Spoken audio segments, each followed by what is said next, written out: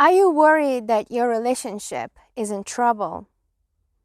What to do when you notice that it's missing the romance and intimacy that you once used to have? Or when you come home and instead of love and affection, you find toxic vibes charged with tension and unhealthy attitudes? Well, don't panic. This may not mean that your relationship is doomed or that the two of you are simply not meant to be together. What it shows, though, is that your relationship probably needs a detox. And in this video, I will share with you my secrets of detoxing your relationship from negativity. So stay tuned. Finding your soulmate in this crazy, busy world is huge. And I know it may feel like the end of the world when you finally find that special person, but as time goes by, things may get in the way and negativity may start building up, adding toxicity to your once perfect relationship. Keeping relationships healthy is that piece of the puzzle that many couples struggle to find. And the truth is that all authentic relationships, without exception, go through these challenges. Things can be even more intense if you are in a relationship with your soulmate or a twin flame, because who they are, they're those special souls who chose to come into your life to teach you some tough lessons and to help you learn something you had a hard time understanding in your past. If what is happening in your relationship now frustrates you more than anything, it does not mean that it will stay like this forever or that things will only get worse with time. Instead, you can view the situation for what it is. In reality, it is a massive learning opportunity for both of you to grow and to connect on a deeper level. When I found my soulmate more than 2 decades ago, that was the biggest prayers that was ever answered for me. I was so happy to finally find him. And I had no idea that soulmate relationships can bring so much pain at times into our life, turning our world upside down many, many times. That was a big revelation for me because I thought that it was supposed to be always this sweet, romantic, and easygoing. So now, looking back, I realized that we would not be the couple we are today without going through all of those crazy times, as they really helped us understand many things and cracked our shells open to embrace a bigger version of ourselves. I really believe that those challenges made our love sweeter and helped us connect on our soul level. So today I want to share with you my 6 points checklist that will help you unpack that negativity in your relationship, restore a healthy energy flow between you two, and to nurture your love the way it deserves to be nurtured for it to last a lifetime. So let's see what they are. Number 1 is distress yourself and clear your mind. Before you start looking for the root of the issues that cause all the turmoil in your relationship now, you want to make sure that your mind is completely clear from all the possible influences coming from other people in the forms of agendas and projected thoughts. I have recorded a separate video for you where I walk you through this quick practice that is very powerful. It's a great way of clearing all the influence coming from other people, sending their energy back to where it belongs. You will find this video in the description down below. Your relatives and friends may have their own ideas of what is good for you, what track your relationship should take. But in reality, you are the one who knows it better than anyone else. And it is your business to figure out how to bring your relationship back to balance. So watch my video and clear your mind before you take step number 2. Number 2 is purifying our heart chakra. Our heart chakra regulates the flow of energy between us and other people in the form of communication. What blocks it is heavy emotions such as jealousy, expectations, grudges, and all that kind of stuff. All of this can clog up your heart chakra, and it is impossible to have a happy and fulfilling life when your heart chakra is all blocked up. Simply stated, you cannot have harmony in your relationship if your heart chakra is blocked. Looking back, if you see any bitter residue left from those fights that you had with your partner in the past, all of that could be clogging up your heart chakra right now. And as frustrating as all these things can be, they're just energy. And you have all it takes to clear that energy. You simply need to shift your frequency through gratitude and forgiveness. Making sure that you're forgiving your partner from the bottom of your heart. Even the unforgivable stuff that is hard to forgive, because you're doing it to yourself so that you can give your relationship a chance to thrive and to evolve. Number 3 is treating yourself with self-love. Now, to ensure that all the positive changes don't relapse into those old painful patterns, you want to remember about treating yourself with self-love often. The problem is that if we forget to do it, fooling ourselves thinking that when things get better, we'll find time for it, in reality, if we don't set our priorities right, that time never comes. So when we keep on running on empty, we're much likelier to accumulate stress. And the problem is that the stress will keep us locked in our limbic brain. It's that part of our brain that sees everything polarized as good and bad, black and white, and nothing in between.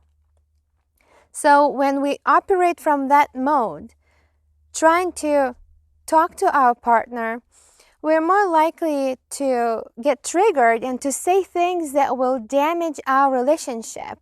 We're likely to give critical comments that will undermine our partner's authenticity. So please remember to make it your priority to take proper care of yourself. Now, self-love is not only limited to trips to a spa or having massages, relaxing baths, energy healing sessions, or walks in nature. Self-love is also about setting healthy boundaries with respect to yourself. And very often that means that you need to get rid of those toxic people, remove them from your circle, the people that drain your energy. A great way to set the right tone for your day is a sweet and short mindfulness practice in the morning, which can be a meditation in the morning that will give you that buffer to be less reactive. It will help you come out of the stress mode and will help you stay balanced throughout the day. So number 4 is eradicating contempt. This is where a lot of heavy energy in your relationship can be hiding. What is contempt, you may ask? Well, world-renowned psychologist and relationship expert John Gottman points out that when criticism of our partner becomes pervasive, it is very likely to turn into this very detrimental behavior pattern called contempt. So basically, when we start thinking that we're better and smarter in every possible way than our partner, that is where you'll see contempt at play. Contempt is one of the 4 horsemen of apocalypse that John Gottman describes in his work. Besides contempt, there's also criticism, defensiveness, and stonewalling. So all of them are the signs foreboding the end of a relationship. Contempt makes our partner feel worthless. When we operate from this influence of contempt, we're very likely to give degrading comments, constantly judging our partner for everything they do, and they will feel worthless. They will not want to talk to you. You will have this invisible distance, ending up like roommates in one house. From a metaphysical perspective, energy follows awareness. So when our mind is locked on noticing just the bad stuff, the negative sides of our partner, we will be finding more of it. So the more we focus on it, the more we empower it. So in order for you to come out of this mode, you need to shift your perspective to start empowering something else. As toxic as contempt may be, I want to tell you that it is not deadly. In my relationship, we also went through it and it almost ruined our relationship. But we still found a way out of it. We found a way to steer towards love. So I'm happy to share with you my insights on it. So first, you want to spend some time every single day focusing on what you love and appreciate about your partner, reminding yourself what you love about them. Next, you want to recalibrate your expectations because your expectations are resentments in the making. And lastly, you want to redirect the energy of criticism into a wish. So every time you catch yourself wanting to say something critical to your partner, say it as a request because that will have a completely different energy since behind every criticism is a wish. So redirect your energy into this wishful statement. Number 5, making your connection more authentic. Connection is one of the fundamental needs that any human being is seeking to fulfill. And in fact, an authentic and loving connection is what makes your relationship stronger. It is what makes it resilient and more fulfilling. So it is absolutely crucial that you prioritize making your connection deeper. That means spending more time together, having meaningful experiences with your partner, because these experiences will add lots of opportunities for you to rekindle your loving bond and to connect on a deeper level. You can also create rituals with your partner that will include eye contact, your full presence, and touch. So try that and you will be amazed how much of a positive impact it will have on your relationship. Now we're moving to our last point, number 6, which is about creating and honoring high standards.